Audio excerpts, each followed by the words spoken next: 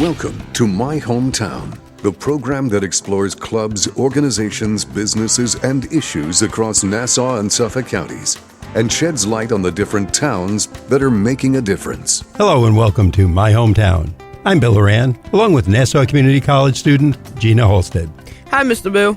I have a cool question. Have you ever gone to the movies in a movie theater and felt like instead of being a huge talk show star, you missed your call and you should have become a filmmaker?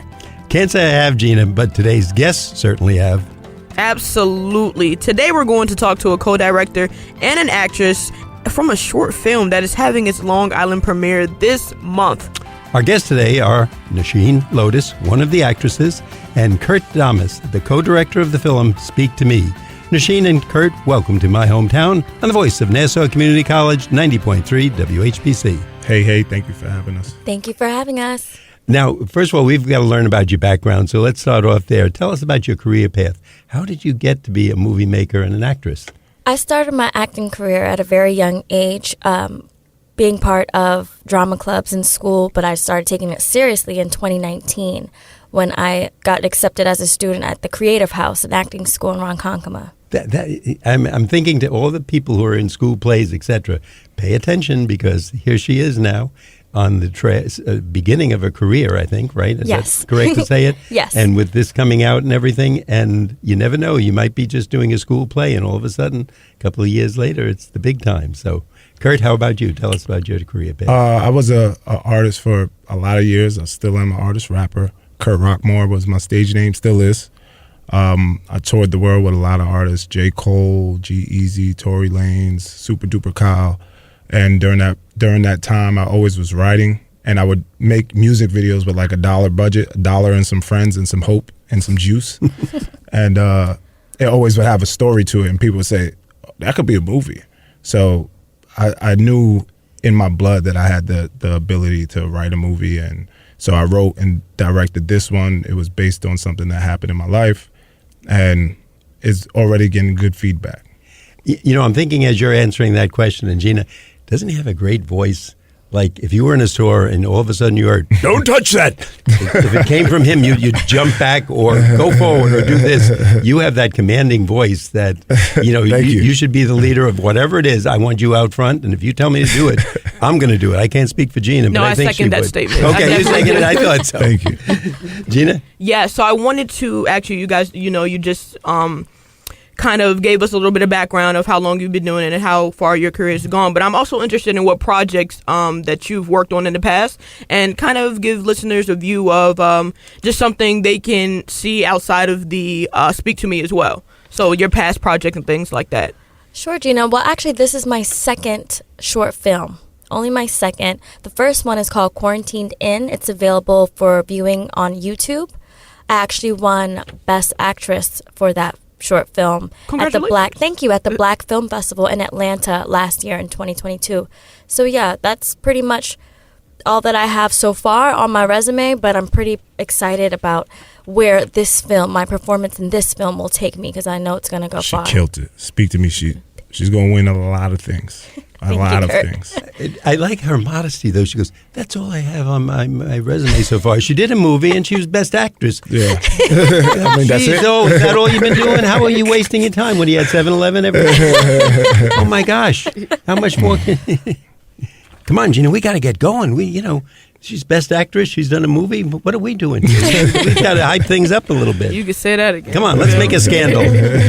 So, you guys are having your premiere on February 16th at Sayville Cinemas. So, is this open to the public?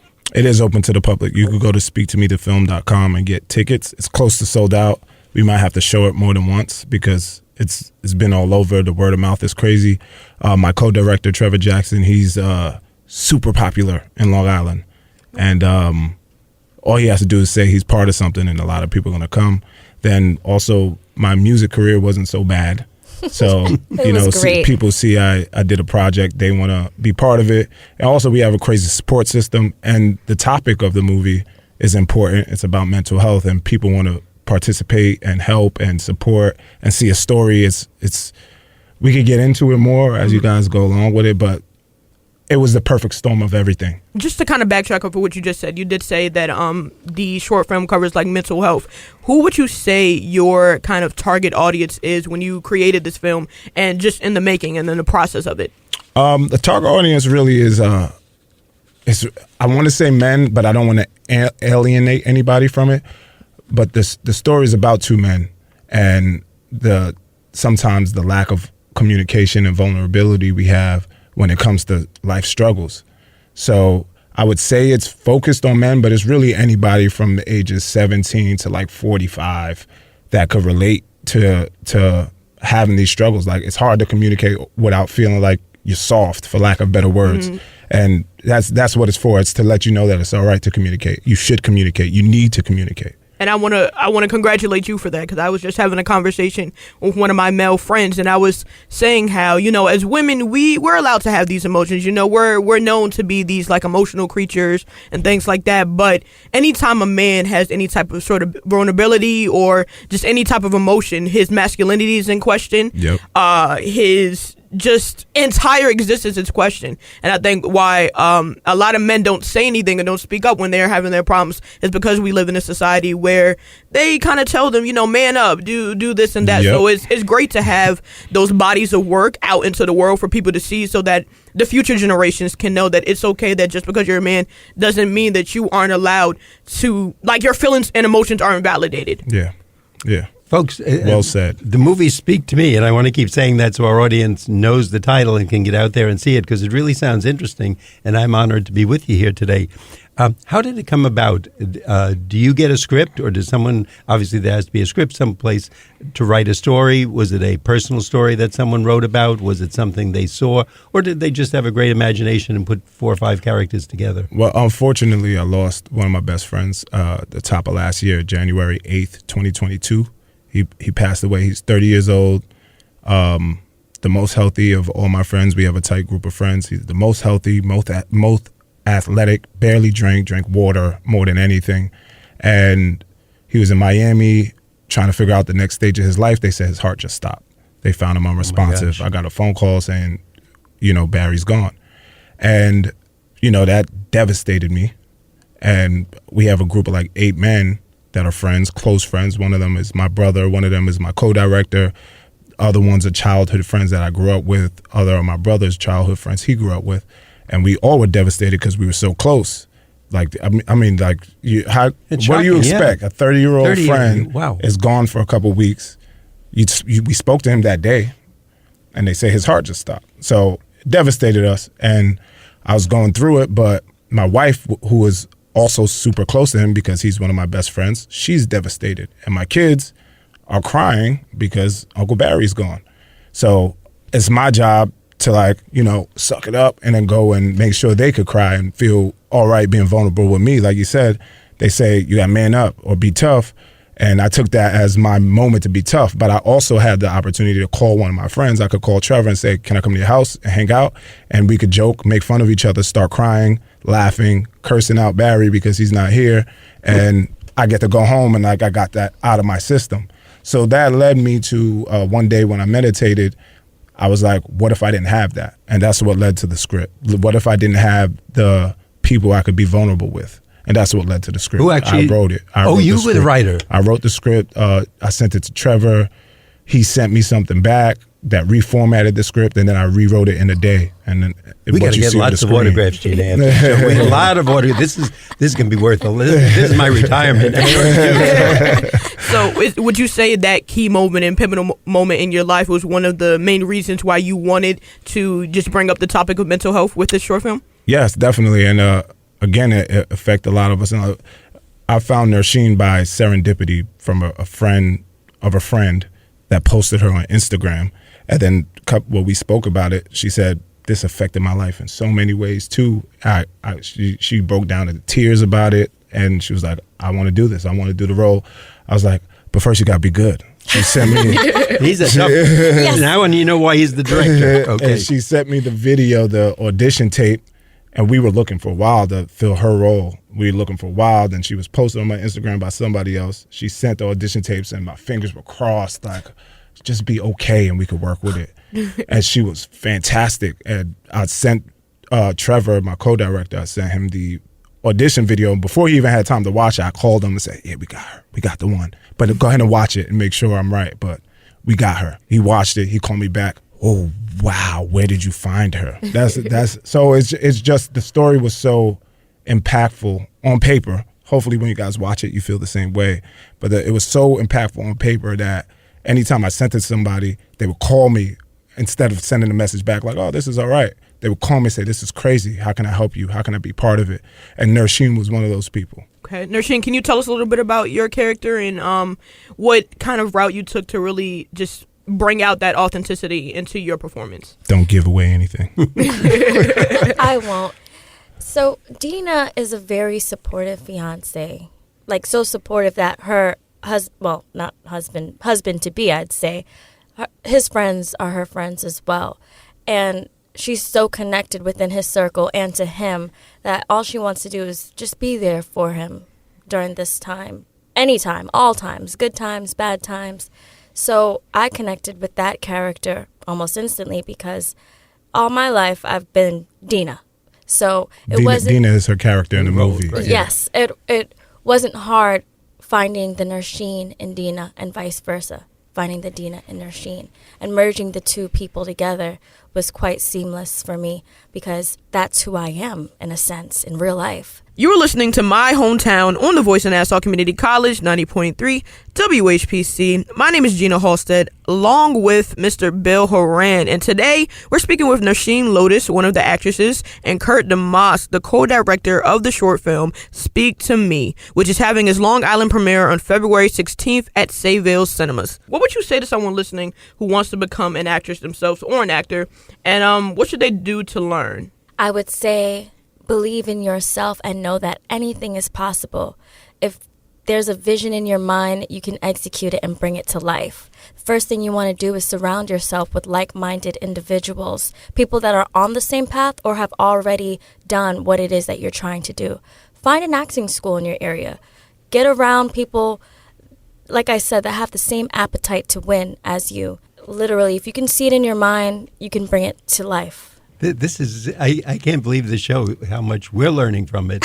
And honestly, you guys both, Gina, I don't know about you, but just listening to them for the first portion of the show, I'm glad you're not trying to sell me a car because you'd have me buying a car with 12 wheels and we only need 4.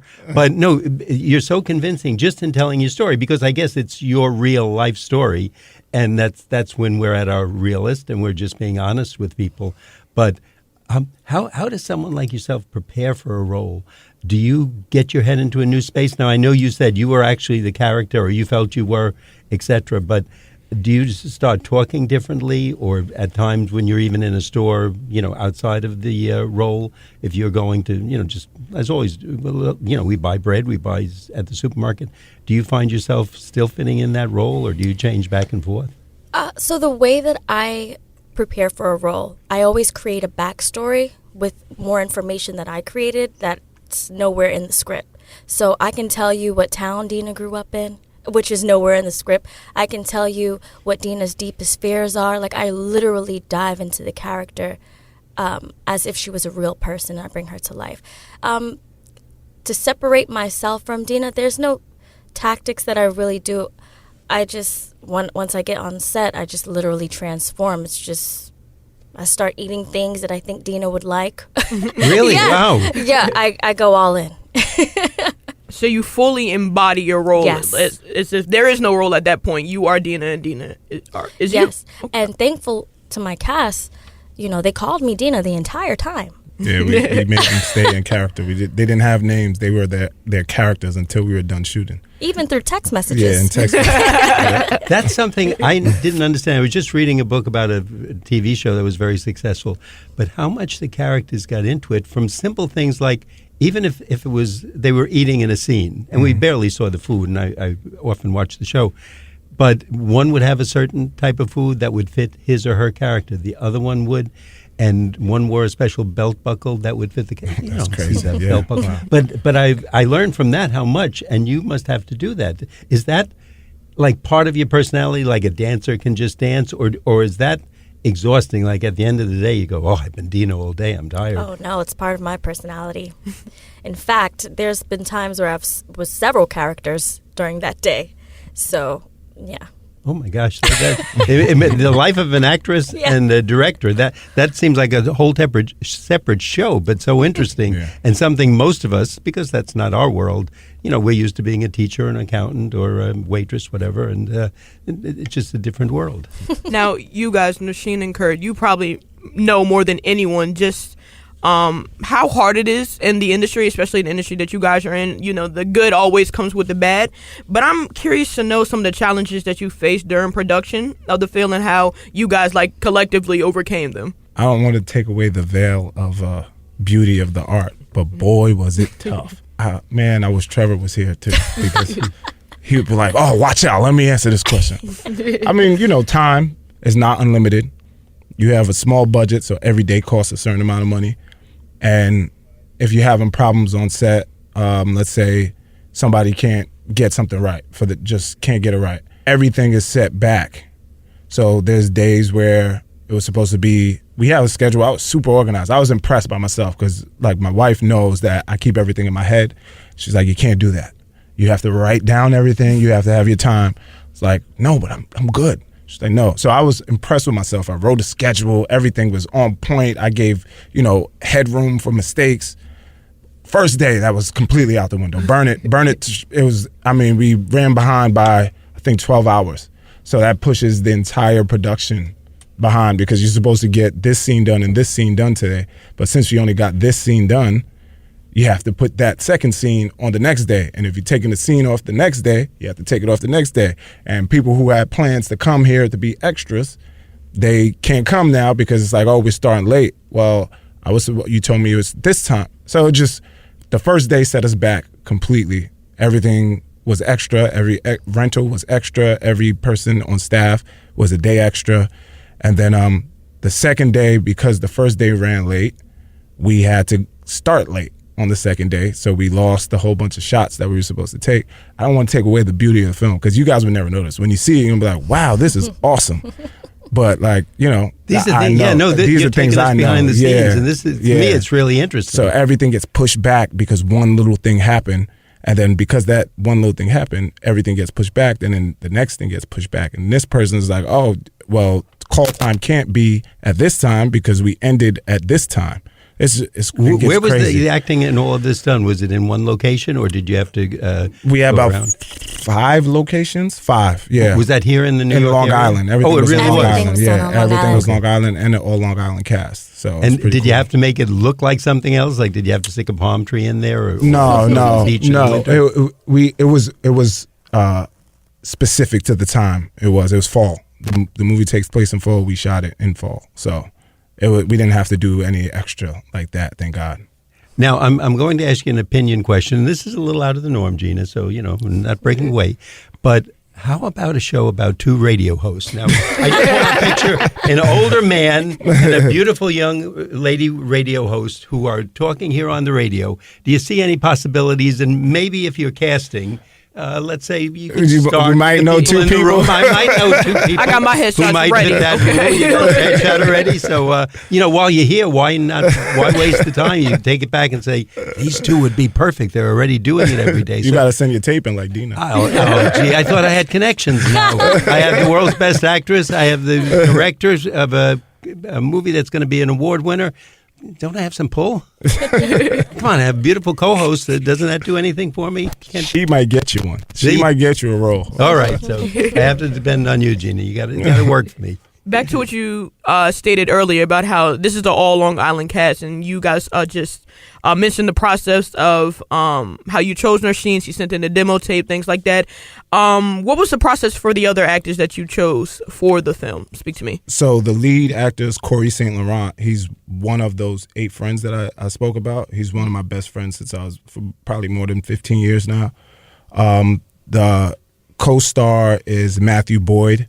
He's also like an extended friend of our friend group.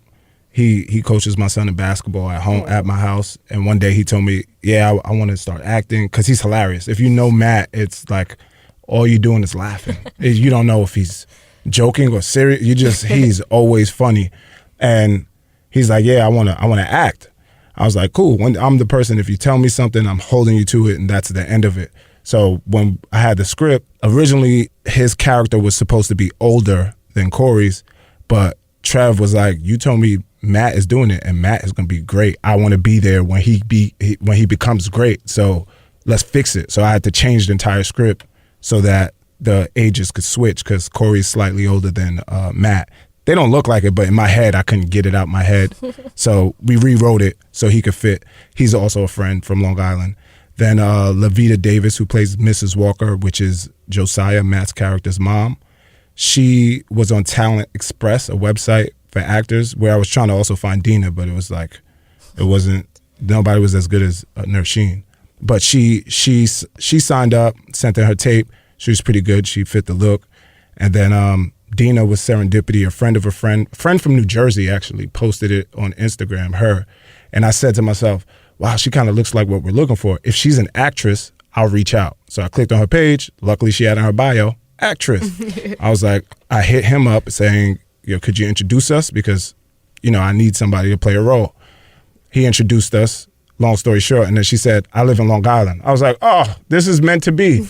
Please send a video and be good. Sent the video. She was excellent. And then all 4 cast members are from Long Island. It was meant to be like that. You were listening to My Hometown on the Voice of Nassau Community College, 90.3 WHPC. My name is Gina Halstead, along with Mr. Bill Horan. And today, we're speaking with Nersheen Lotus, one of the actresses, and Kurt Damas, the co-director of the short film Speak to Me, which is having its Long Island premiere on February 16th at Sayville Cinemas. 2 things. One, you were talking about knowing a lot of people and in the area. Suppose one of your friends comes in and you see him. How hard is it, or can you take that impetus and say, you're good, but you're number 3. There's 1 and 2 ahead of you, and I'm going to cast them. Does that break up your friendship? Oh, no, I'm the guy. I'm the guy that, I was going to say, yeah. I'm known as the guy that Kurt will...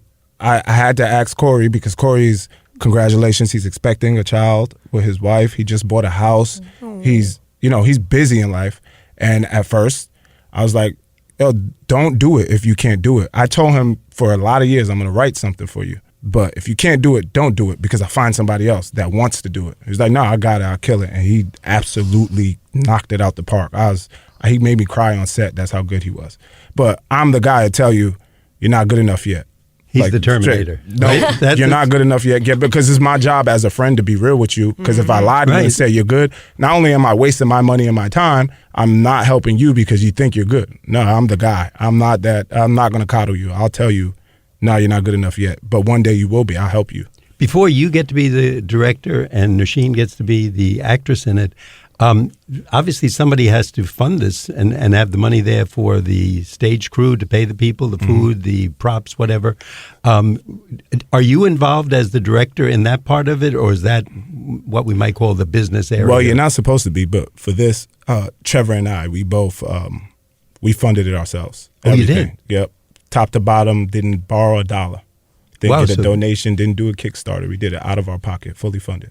That must be especially tough, because now you're betting all your money on you. If you're the lead car in the race or the quarterback or whatever, you're doing it, and that's tough. Yeah, it is, but it's worth it. I believed in what we wrote and my vision. Everything's in my head, so it's hard to tell somebody I need $10,000, $20,000 to do something because it's in my head. They can't see it. Right. But now they'll see it, and what we did is pretty spectacular for our first time and our first budget. Somebody give us the money for what's in my head next time. Nersheen and Kurt, what about, and for our audience, people might be listening and saying, this is so interesting, I want to get involved, and it's here on Long Island, and maybe they know you or have a friend who knows you.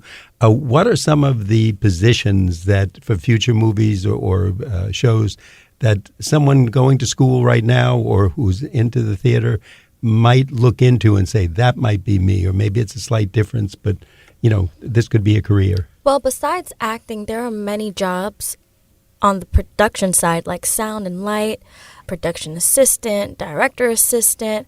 There's so many hats, so many different hats you can wear on the production side. So if you're not jumping for joy to be in front of the camera, there's definitely a spot for you behind the camera.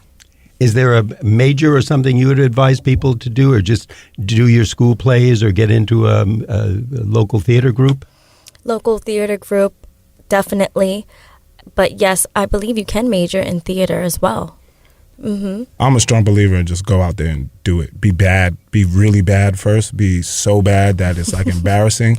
And then meet somebody who'll tell you that's bad, but this is how you get better. Right. Okay, I'm learn strong, from it. But I'm a put my hands on it kind of guy. Two total opposite opinions. No, but that's great because it opens it up. Some people may fit into that, and that's like our career, Gina and myself right here, that we're proposing to you and trying to get you to hire us to your next picture. We want to be stars, especially Gina. So you're next. Go ahead, make your pitch. There's just so much that we're taking in here. I want to kind of piggyback back off to what we were talking about mental health and how you said that was kind of the overall theme of Speak to Me. I want to know what, in the process of writing it, in the process of just finishing it and bringing it to life. I know how you said mental health. You had an event, and Nersheen had an event that kind of brought this production together just based off of personal experience. But now with the finished product and you putting it into the world, what do you hope just people learn about mental health from this film?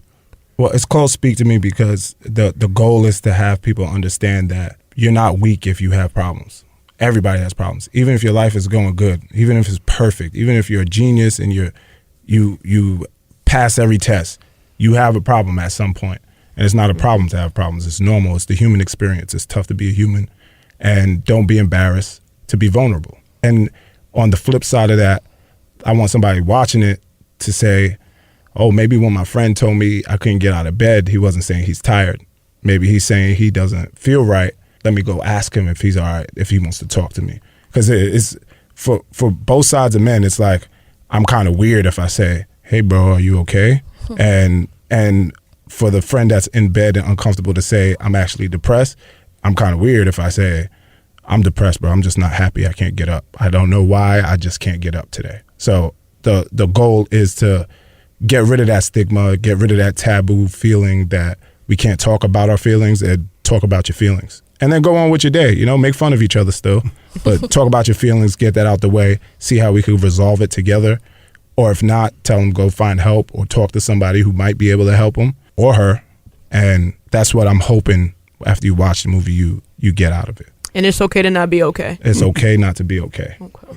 You guys have been great. You're great salespeople for the show, and I really want to thank you. I want our audience to know that we've been talking to Nersheen Lotus. She's one of the actresses in the play and in the movie, and Kurt Damas. He is the co-director of the film Speak to Me, which is going to have its Long Island premiere on February 16th at the Sayville Cinemas.